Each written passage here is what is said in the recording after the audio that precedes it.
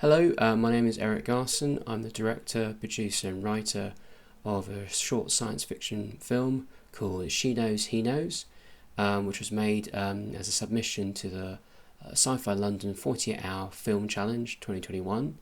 It was shot September the 4th and 5th with a cast of Sophie Lamont, Steve Overton and Joe Deacon and Jim Reed providing narration, and with a crew of Sophie Marchant on sound and sound recordist and sound editor, Krzysztof Rodzik, who doesn't want to be credited, but I'll say he did a wonderful job. He was on camera. Naomi Hussain, who was Gaffer, art director, stills, and goodness knows how many million one other jobs. And Karen Cripps, who did the stills, props design, and the cockpit design.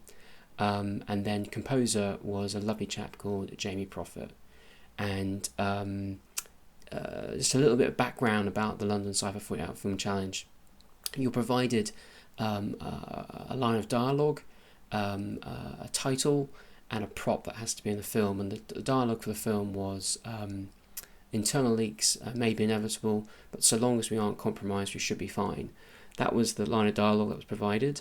The prop was scanning, I think, a hand or a face on a mobile phone of another, scanning a hand or face of another character on a tablet or phone. And the title which was provided was called She Knows, He Knows. You had to make the film over the 48 hours of Sunday the 4th and Saturday the 4th and 5th. We got the brief for the film at 11:30 on Saturday, and by Monday 11:31 officially you had to provide the film. So it was my second time doing a sci-fi film challenge, and it was a great honour to do it again. It's my 9th short film that I've made, female led, which is pretty cool from an acting perspective. So I really wanted to do a sci-fi film, and I'd come across a YouTube video by the BFI Film Academy about making sets through a process called kit bashing, which is when you get everyday objects and you use that to create a set. And they'd done that for one of the great films, art direction films ever made, which is Alien. And they showed in this clip from the BFI Film Academy a group of filmmakers making a space cockpit with a seat, egg crates, goodness knows what, and then cutting away to miniature spaceships. I saw this way back earlier in the year, and I thought I want to do that. And in fact, I'd come up with actually a sci-fi short that I wanted to do along those lines, which I'll actually show a couple of concept pieces for those who might be interested. Hopefully you can see that okay. It was about an astronaut landing on a comet, but I abandoned it because I thought it would be too difficult to do, and lost faith and a bit of guts doing it. But the idea stuck with me for a very long time, and also this kit bashing attempt. So a film that I'd seen online. So the 48-hour film challenge came this September, and I thought I've made a number of films, as I've just mentioned, and they've been in woods or a beach or a forest or a garden or a bedroom or an Airbnb, and that's all well and good, but the production value in my view shows that you haven't got money to make a set, you haven't got a set, you haven't got a studio. And I wanted to do something different and distinctive and make something with my hands and create my own world and my own universe. So I really wanted to make a rocket. And in the preceding week before, I'm like, right, I'm going to make a rocket no matter what they provide in terms of the prop and line of dialogue from Sci-Fi London. So that was one bit. Also in the week before the shoot, I got 3 actors, as I mentioned: Steve Overton, Sophie Lamont and Joe Deacon. Steve and Joe I'd worked with before, and Sophie I hadn't worked before. He was lovely, fantastic actor. And then messaged crew to say, hey, you interested? And also I'd booked at a place called Hurst Village Hall, which is a little village hall in Reading, which would be our studio. Whilst looking for that place, I was contacted by someone helping me trying to find locations. It was Naomi Hussain, who came on board and helped out with the shoot. In terms of the cast, in terms of their costume, I just said bring anything black, because we're going to be doing a green screen sort of shoot. I thought that might work. But I also found this, and I want to show you. It is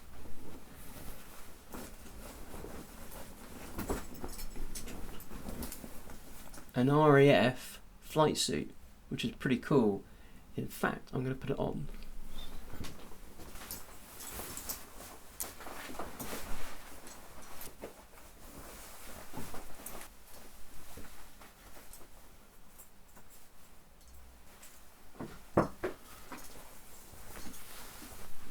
There we go. So this is the costume that Sophie wore. I found it at a place in Reading, in the Harris Arcade, and they do sort of military sort of attire. I mean, I'm sure someone who's got some military background would probably know what, I don't know, rank that is, and you know, the emblem. It's got some really great stuff. It's got the sort of maps you get at pilot's helmet. It's even come with a knife to cut off if you need for a parachute or something. Anyway, I just thought I'd wear it because it was a really cool costume. I wanted to wear it. So this is Sophie's costume. Obviously, she's an astronaut of some form, and I had some sort of idea about around this rocket. So I booked out Hurst Village Hall from 11:30 till 8. That's all the time I had. We were given the brief, I think, at 11 or 11:30. I wrote the script alongside Naomi for about half an hour, and I've been interested in resistance fighters and the Czech underground and the French underground. It's an idea, that stories and history that really interest me, and obviously that's been embellished and explored in the Star Wars movies, that idea of rebellion and resistance, particularly a film called Battle of Algiers about the Algerian Revolution against the French colonialists in the 1950s. I thought that idea of rebellion was really interesting. Secondly, I wanted to go and make something that was fun, exciting, compelling, ultimately an adventure. And so that's what the script came up. It was about a page and a half around this rocket, and that's what they had: 3 characters, father, daughter, and an evil bad guy played by Joe. We started building the ship from about 12 o'clock till 3. The actors got there at 3 p.m. And then we started shooting. We blocked and staged the scenes, went through it. I also did some very makeshift storyboards, which I have here after I threw away. They're really, really naff. I don't know if you can see that in the light. That's probably the best I can do. There's Sophie going no, flicking the switch, the engine's going off, and then flying off. These are very rudimentary. I wouldn't normally do them so badly, but if you've got 48 hours, you've got to do what you've got to do. And then we storyboarded it, went through it with the actors in terms of blocking and staging. We started shooting from 4 p.m, hoping to finish by about 6. I think we finished in the end at 6:30, and then we de-rigged and left by 8. We shot against green screen, and I will just show you now the green screen edit of the film. Is I think probably an interesting thing to watch, because it's a little different from the raw film, and hopefully you can see how you've got to try and imagine being in that world before you shoot it. Just before I show it, I'll just show we shot the film on this camera here, which is we shot the film on Blackmagic 6K Pro. This is a 4K camera, and we shot it on Xenon lenses. And the 6K is a really lovely camera because it can make lovely images, and it's got internally what we call ND filters, neutral density filters, so you can shoot better in harsher light, and you can open up the aperture of the lens, which had its pluses and its minuses for the film. So we shot it on that. So I'll show you the green screen viewing of the film right now. So this is the green screen final comparison, and hopefully it gives people an idea as to the look of the film. the eye lines, shots, and also the pacing of the movie in terms of the editing. Somewhat different, the green screen, from the final image, and what you've got to imagine on the day, on the set, and then to the final film. It was the first time for me doing green screen I'd ever done before, on such an extensive level for every single shot, more or less, for the film. I learned a huge amount from it, and hopefully, as you can see, the comparison from the raw image to the actual final image. If I just go backwards and forwards, I mean, at the point, there's certain things that I learned from shooting at it. There's a shot here of Steve looking back at Sophie, and you can see that in the final image he's got this kind of green glow around his arm, and the reason why that is that when you cut out Steve from the green screen and then composite him, or collage him if you like, onto the background final image that you want, if you haven't shot it as properly as in my case, you get what we call spill, and that's the reflection of the green screen light on his costume. And because he was wearing a leather jacket, which was my fault, it reflected it quite a certain amount, and therefore it was harder to cut him out.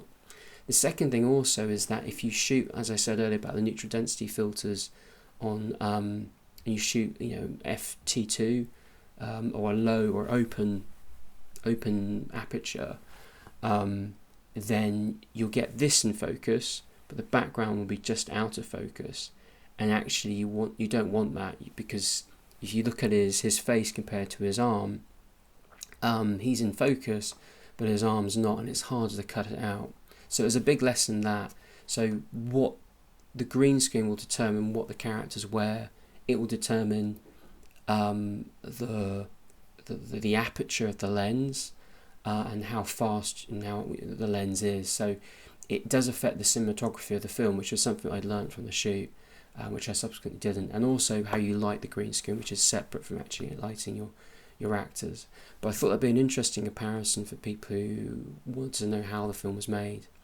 The background plates, or the background I suppose, were stock images from a website called Footage Crate, excuse me.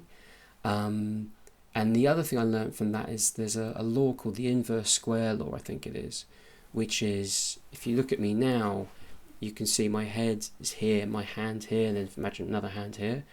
Gradually it will go out of focus, half and half and half and half. I think that's the mathematics of it.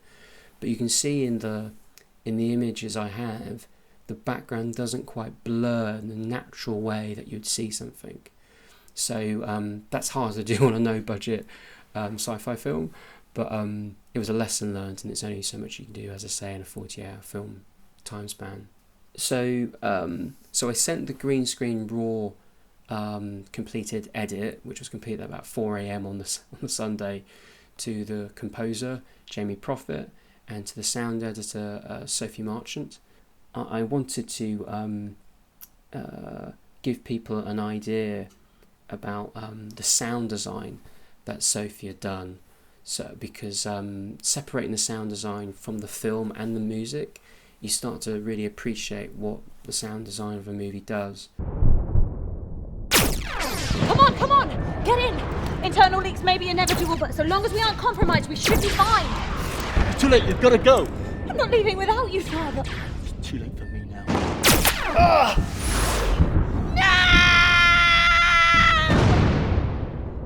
Goodbye.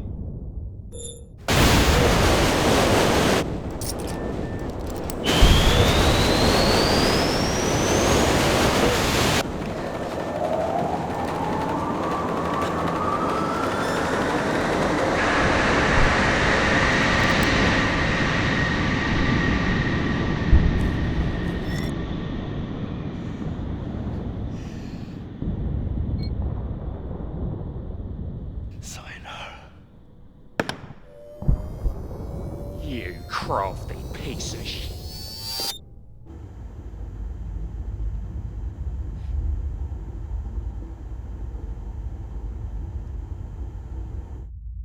So hopefully that gives you, as an audience, the idea as to what Sophie was doing, and she created a wonderful landscape of sound. The sound of the engine, the sound of it blasting off, the sound of the interior spacecraft, the sound of the rumbling landscape of the planet, the sound of the lasers, the sound of the bomb winding up.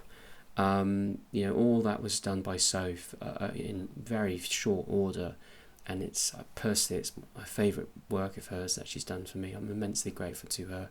She did it at very short notice, and it's terrific, and I love listening to it, just even on its own, just as for pleasure. But I think it gives people an idea in terms of how important sound design is to a film, and how it creates a landscape, an audio landscape, which kind of overwhelms you when you go to the cinema. As I mentioned, I sent the raw green screen also to the composer, a lovely chap called Jamie Prophet, who had posted actually only in the couple of days before the Sci-Fi Film Challenge on a website called Shooting People, and he did a really he had a really wonderful piece of music that he'd written called Sunrise, and I loved it. It sounded like something out of a David Attenborough BBC Planet Earth documentary, and I thought, I've got to work with this guy. And I contacted him to say, would you be interested in the 40-hour film challenge? He said yes, and he provided this soundtrack. So enough of me waffling on. Here's Jamie Prophet's original score to She Knows, He Knows. I hope you enjoy.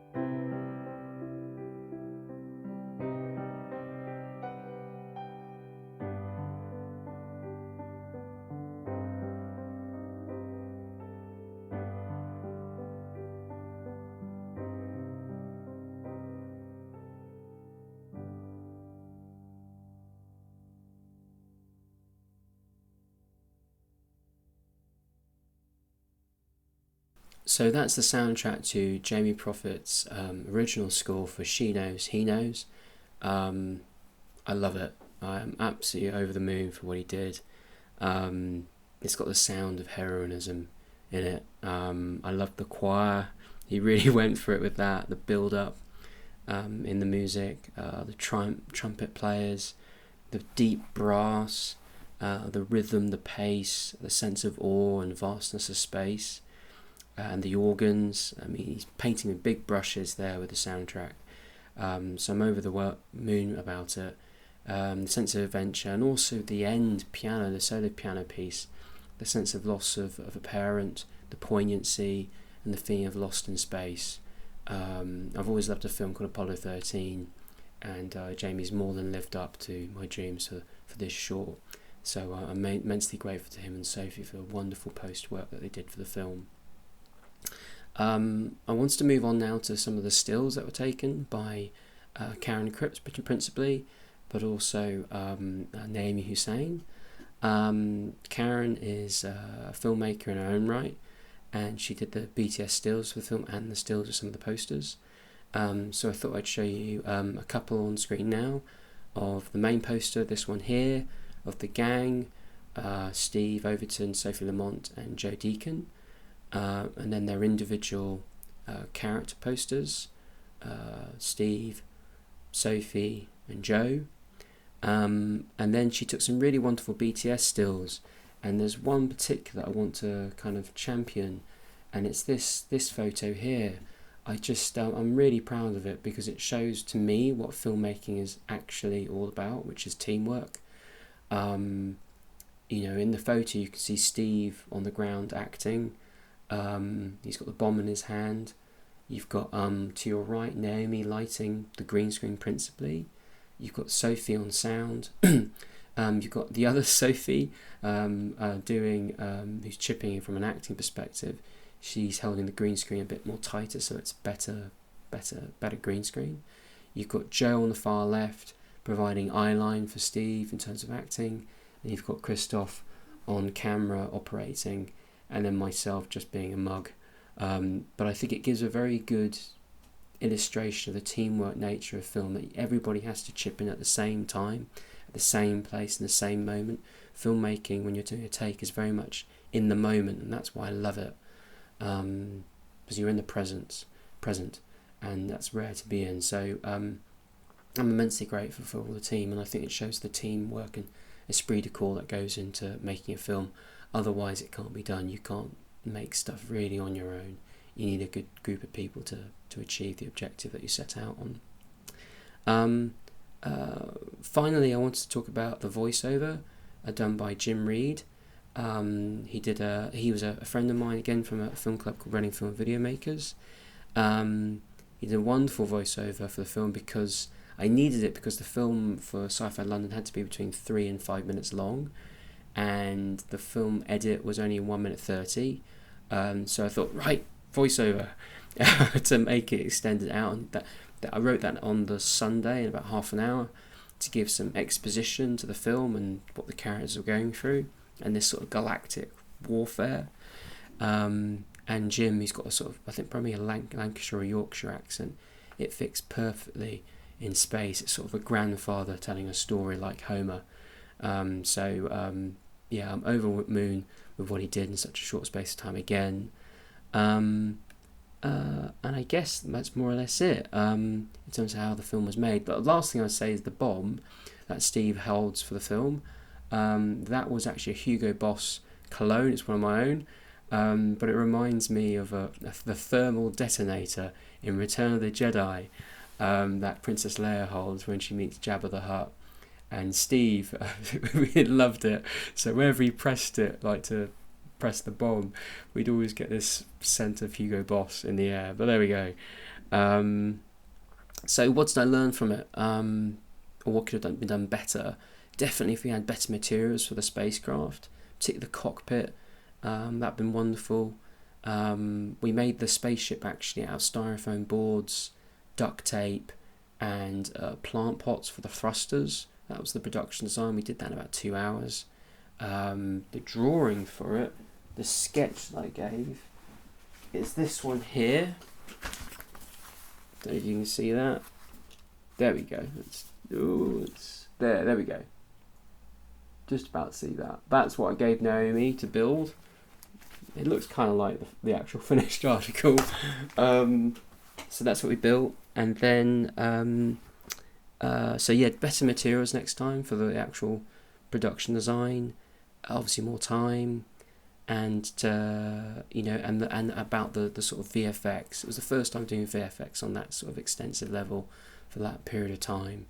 It would have been wonderful to have had a bit more time to make that better, but it is what it is, and in that short space of time I'm proud of the film. I had a really good crew and cast who pulled together, and fundamentally that's why the film got made, so I'm over the moon. I wish I didn't use stock footage for Jim's narration, but there's nothing else I could have really done in that time. That's all I had to do. So I'm really frustrated that I had to do that. And my other regret is I didn't use the title card provided by Sci-Fi London. I thought they wanted the title of the film and then the prop and so forth, but I didn't realise they wanted the actual title card. I missed that. So that was my own mistake. So I'm really regretting that. But otherwise, I'm incredibly proud of the film, the acting, the crew, the cast, the soundtrack, the sound mix, and just simply the fact we made that film in that short space of time.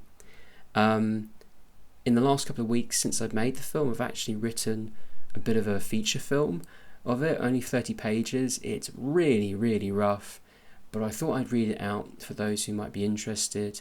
I'll read out probably the first 5 pages, and people can get an idea as to where it might lead in the future. So the feature follows on from the short.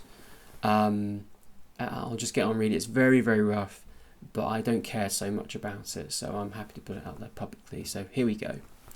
Interior Gulag Day in the future. Dressed entirely in black, a figure drops into the Gulag. He lands on the ground composed. His face is masked apart from his eyes, which poke out, looking out alert. The figure comes in close to view. He carries a space gun in his hand pointed up. He darts in and out, avoiding being caught by sentries. The sentries are dressed in black with balaclavas and red crosses over their mouths. They carry semi-automatic space Uzis in their hands, pacing up and down. The gulag is lit by lamps spotlighting on the floor. The black figure walks from one door to another, looking at the occupants one after the other. Each occupant looks depressed. The black figure looks around desperately. Finally comes across a door. He looks inside through the cell peephole. His eyes widen. It's her. He looks around and breaks the lock. He enters the chamber. He bends down to the person on the floor, crumpled in a heap. He lifts up the depressed face of a young woman. This is Sophie Bell. Sophie lifts her head. She jumps back. The man unwraps the mask from his face, or the balaclava from his face. It's Wainwright Bell, Sophie's father. Sophie, father! She hugs him. Wainwright, Sophie, you're okay, thank God. Come on, we've got to go. We haven't got long. Sophie gets to her feet. Sophie, but what about the others? I came for you now. It's time to go. He hands her a space gun. Sophie reluctantly leaves. Wainwright holds his gun up. He looks around the corner to check the coast is clear. Nothing. Come on, my ship is this way. They walk along a corridor, quietly as possible. We're almost there. A voice comes out from the gloom. But not yet. They turn around and slowly look behind them. Shannon, a black sunglassed man, leather jacket and black trousers, stands watching with a group of sentries, all pointing their space guns at Wainwright and Sophie. Their laser beams pointed at the two heroes. Shannon. So close and yet so far, Wainwright. Our trap worked. Sophie, what trap? Shannon. You, Goldilocks. Your father has avoided our clutches for near on 10 years, and so the Viceroy decided we'd find an alternative way of capturing your father, i.e. you, as bait. And it worked. Sophie. Dad, I had no idea. I know. What makes you so sure you've captured me, Shannon? Shannon. You have no escape. Your resistance is over. The war is over. Face it, Wainwright. You and your daughter are the last remaining hope of your pathetic rebellion. Sophie. Never. Shannon, so what's next in your master plan? Wainwright, physics. Wainwright suddenly turns and fires on a pump with his laser gun. It sparks from the laser bullet. Boom! Explosion. Wainwright and Sophie run. Shannon, get them! Wainwright and Sophie fire their laser guns on Shannon and the sentries. Pow, pow, pow! Sophie, there's too many of them. Wainwright, go to my ship. Power it up. Sophie, but what about you? That's an order. Sophie runs to the spaceship. She jumps into the cockpit. She flicks switches on the dashboard and begins powering up the spacecraft. It whirs up. The engines shudder. Come on, come on! She looks back at her father, firing on the advancing sentries and Shannon. Sophie, it won't start. Wainwright arrives at the spaceship. He gives the ship a kick with his foot while taking cover. Wainwright keeping firing on the sentries and Shannon. The engines start up. Sophie, come on, get in! Wainwright, it's too late, you've got to go. Sophie, I'm not leaving without you. Wainwright, it's too late for me now. You've got to let me go. Shannon fires his laser gun at Wainwright. It hits him. Wainwright falls backwards. Sophie, no! Shannon smiles to himself. Sophie, Dad! She's about to get onto the craft. She's about to get out of the craft. Wainwright, you've got to let me go. Wainwright hits the engine and the door shuts, which automatically causes the ship to ignite and fly away. The engines ignite. Sophie straps herself into the chair with her harnesses. She kicks the throttle. The spacecraft flies away. Shannon approaches Wainwright, bleeding on the floor. He raises his gun over him, about to kill him. Shannon, resistance is futile. But Shannon's smile disappears, and he looks at Wainwright's hand. Wainwright takes out a bomb from his pocket. Wainwright, sayonara. He drops the bomb, it hits the ground. Shannon, you! Explosion, boom! Cut to Sophie. Sophie is breathing deeply in the spacecraft. She leaves the atmosphere of the planet. The planet disappears from behind her. Sophie drops her head. Tears roll down her cheeks. Sophie, why, Dad, why? Suddenly in front of her on the dash, a hologram rises. It's Sophie's father. Wainwright, Sophie, if you're listening to this message, it means you're safe and have escaped the gulag. I need you to do something for me. Go to the planet Phyto. It's on the Alpha channel of the galaxy. There you will find an object called the Crystal of Horus. It has the capacity to free the people from Viceroy Esterhazy's brainwashing. It could mean the freedom of millions from his tyranny. This is my dying wish. Your mother would be so proud of you. Goodbye, my angel. Love, Father. Sophie lifts her head up and looks on. I'll stop there. So that's 5 pages from a very, very, very rough version of the feature. I've got 30 pages done. I thought I'd read it out because it's never going to be made. But I thought it'd be interesting for people to have a listen to. I hope you enjoyed this little making of She Knows, He Knows. Once again, a huge thank you to the cast: Sophie Lamont, Steve Overton, Joe Deacon, Jim Reed, the crew, Sophie Marchant on sound, Krzysztof Rodzik, Naomi Hussain, who did stills, art direction, gaffing, Karen Cripps, gaffing, art direction, stills, and Jamie Prophet, wonderful composer. Thank you to all you guys. I hope you've enjoyed this little making of documentary, quasi, and good luck with your films. Thank you.